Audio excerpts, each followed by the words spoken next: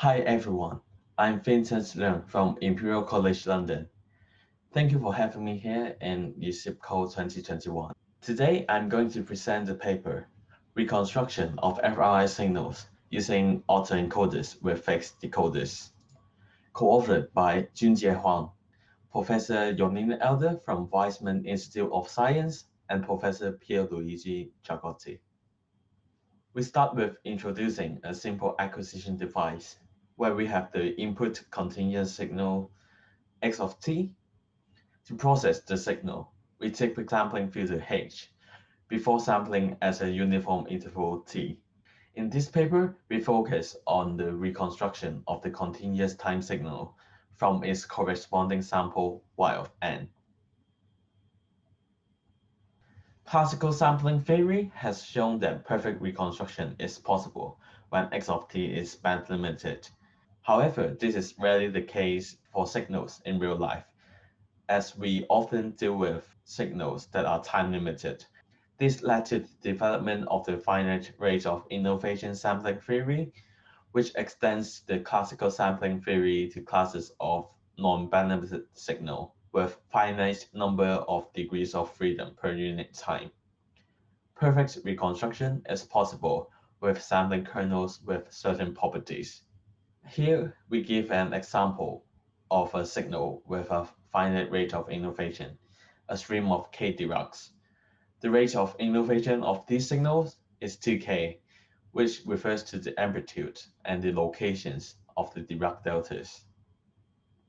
So how do we actually reconstruct a stream of Diracs? It requires the sampling kernel to satisfy the strong fixed conditions. A common example is the exponential reproducing functions. We begin with the samples y of n. As the acquisition device can be viewed as a simple convolution, we can rewrite the samples into an amplitude-weighted sum of the sampling kernel phi. Using the coefficients of the exponential reproducing function, we can then map the samples into a sum of exponentials, which forms a spectral estimation problem. Note that this is linear with respect to the amplitude ak, but is nonlinear with respect to the locations tk. This has motivated us to focus on solving the locations of the Diracs. A spectral estimation problem is classically solved by SVD-based estimation methods. When the samples are corrupted by additive white Gaussian noise, the performance follows Cramer-Rao bound at high PSNR. However, it breaks down when the PSNR drops below a certain level, which we call it as the breakdown PSNR. And in order to improve the breakdown PSNR, firstly, we investigate the reasons behind the breakdown. It is conjectured to be caused by the subspace swap event that happens when the signal subspace is confused with the noise subspace. For example, for a stream of two Diracs with equal amplitude, as we can see from the figure, it shows that when the Diracs are sufficiently far apart, the breakdown PSNR remains at a similar level. On the other hand, when the Diracs are really close together, the subspace swap event is more likely to occur, and hence the breakdown PSNR increases. As this subspace swap event is inherent in subspace-based methods, we would like to develop methods that gives more reliable estimations at low PSNR region while achieving near optimal performances at high PSNR regions. In our previous work, we proposed solving the original FRI reconstruction problem instead of the transformed spectral estimation problem. We do it by directly inferring the locations of the Diracs from the noisy samples using deep neural networks. The results have shown improvement over the breakdown PSNR. However, the information of the sampling kernel phi and the knowledge of the true amplitudes AK in the training data are yet to be utilized. In this paper, we propose to extend our previous work into an autoencoder by treating the locations as the latent variables. This gives an overview of our proposed autoencoder. The encoder G5 maps the input noisy samples to the estimated locations of the Diracs. In the training phase, since the true amplitudes of the training data are known, they are directly fed to the decoder f of theta. Given the estimated locations and the true amplitudes, the decoder will synthesize the noiseless samples from the estimated locations. Since the pulse shape is known, the parameters of the decoders are fixed and do not require learning. The parameters of the encoder are instead learned using backpropagation with Adam optimizer. For the loss function, a natural selection would be the squared error between the output estimated samples and the ground truth noiseless samples. Furthermore, we impose a constraint on the bottleneck by including the squared error between the estimated location and the ground truth locations. Hence, the resultant loss function can be written as the sum of the two squared losses.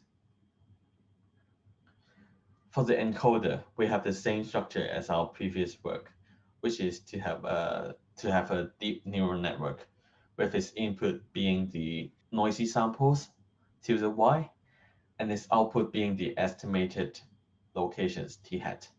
This idea is motivated by the fact that it does not involve any subspace estimation, and we hope that by bypassing the SVD, we may reduce the occurrence of the inherent subspace warp event. For the network structure, it consists of 3 convolutional layers, followed by 3 fully connected layers of size 100, 100, and k. Each of the convolutional layers has 100 filters of size 3. ReLU is used as the activation layer between each 2 layers. The key contribution of this paper is the introduction of the fixed decoders. Here we adopt the explicit construction approach to determine the parameters of the decoder network based on the sampling kernel and the true amplitudes of the pulses. And our goal is that the fixed decoder will provide a regularization on the estimated locations t hat of k, hence improving the learning of our encoder. As works have suggested that ReLU networks can be universal approximator of any arbitrary function of compact support, we propose to follow the same framework and use them as the approximator of our sampling kernel phi of t. Despite that, the ReLU networks can approximate any function with an arbitrary and non-uniform resolution. In this paper, we focus on a piecewise linear interpolation of the sampling kernel phi with I ReLU units and a uniform step size delta. As seen from the equation, we are approximating phi using a weighted sum of ReLUs. Each ReLU corresponds to one linear segment, while the coefficients are determined by the difference of phi evaluated at the consecutive time step. The figure on the right shows an example of an arbitrary sampling kernel. Note that when delta is very close to 0, the approximated kernel will converge to the ground truth. So the next question is, how can we use this universal approximator property to build our decoder and resynthesize our FRI samples?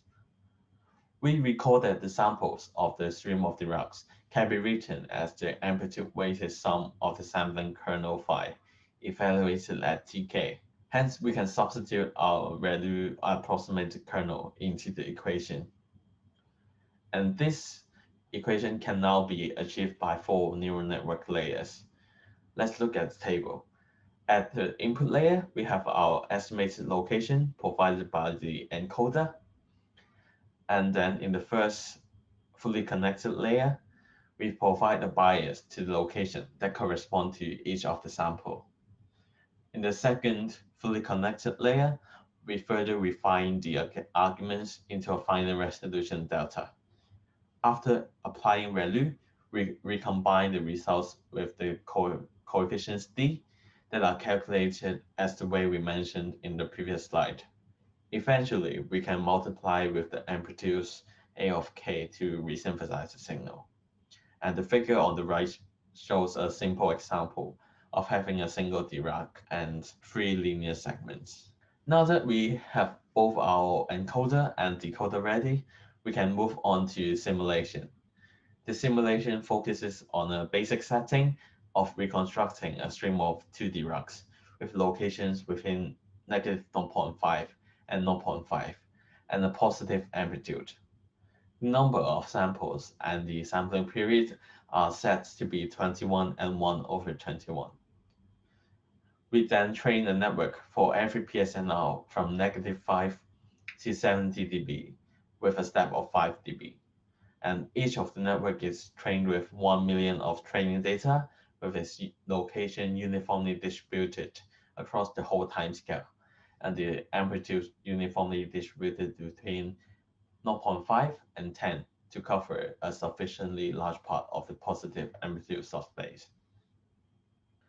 For the sampling kernel, to test the theoretical bound, we opt for the optimal settings for the subspace method, which is DMOMS. This kernel can reproduce n exponentials that are evenly spaced around the unit circle.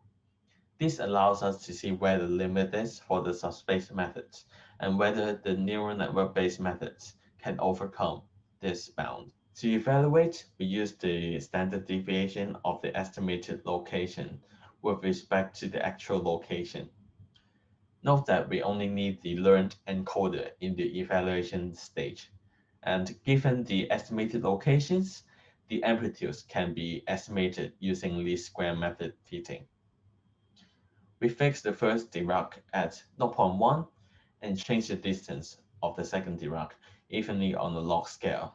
We fix the amplitudes of the Diracs to both be 2, and by performing the Monte Carlo simulations with 1,000 test data for each distance PSNR pair, we obtain the following results. Here shows the results of our newly proposed methods. Yellow indicates a high standard deviation, and blue indicates a low standard deviation. In other words, the bluer the region is, the higher the reconstruction performance is. In Figure A, we can see the classical FRI methods performs very well when the PSNR is high and when the Diracs are sufficiently far apart, which is the top right region. However, it breaks down at a certain PSNR, indicated by the red dotted line. On the other hand, in figures B and C, we can see that both of our deep neural network approaches lowers the breakdown PSNR, indicated by the spread of the low standard deviation region across the red dotted line. Comparing the autoencoder with our previous work, we can see that our newly proposed method outperforms our previous work, indicated by the spread of the blue region at PSNR around 15 dB. However, our newly proposed autoencoder remains slightly compromised in the top right region. This can be eased by when our proposed method is coupled with gradient descent using the square-fitted amplitudes shown in Figure D.